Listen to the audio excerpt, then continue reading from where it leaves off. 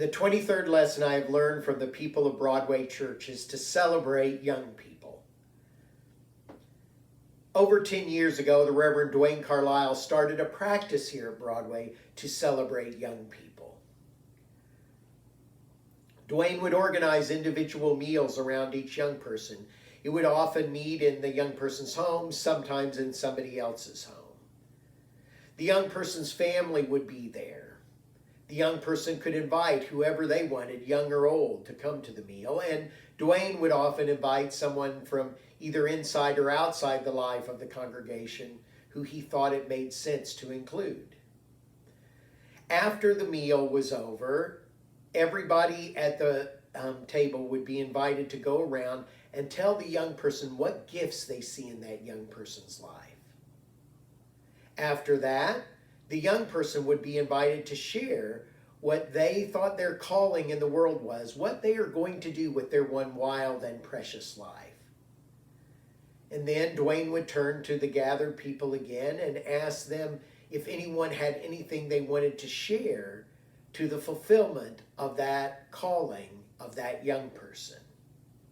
After that was done, the young person would come to the middle of the room and the gathered body would lay hands on that young person and bless them. I have favorite moments from these across the years. I remember when Jasmine Leith talked about her love of opera, something I think that surprised both of her mothers. Dwayne had invited Felipe Martinez, not knowing that Jasmine was going to talk about opera, but Felipe was a part of the Indianapolis Opera. And he offered to give Jasmine a tour of the opera and was very encouraging to her.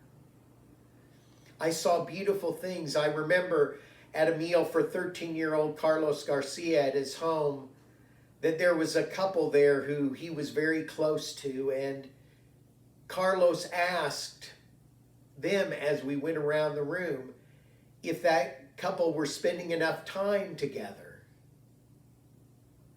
Dwayne noted that Carlos paid attention to the quality of relationships between persons. It was a beautiful thing.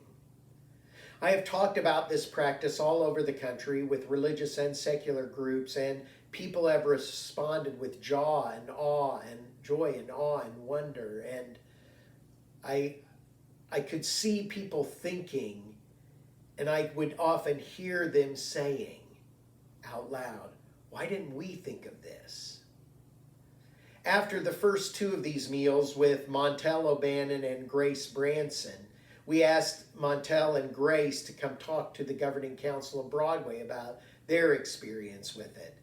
And when they did, at the end of their sharing, one of the people on the Governing Council said, "Why are we just having these meals for young people?"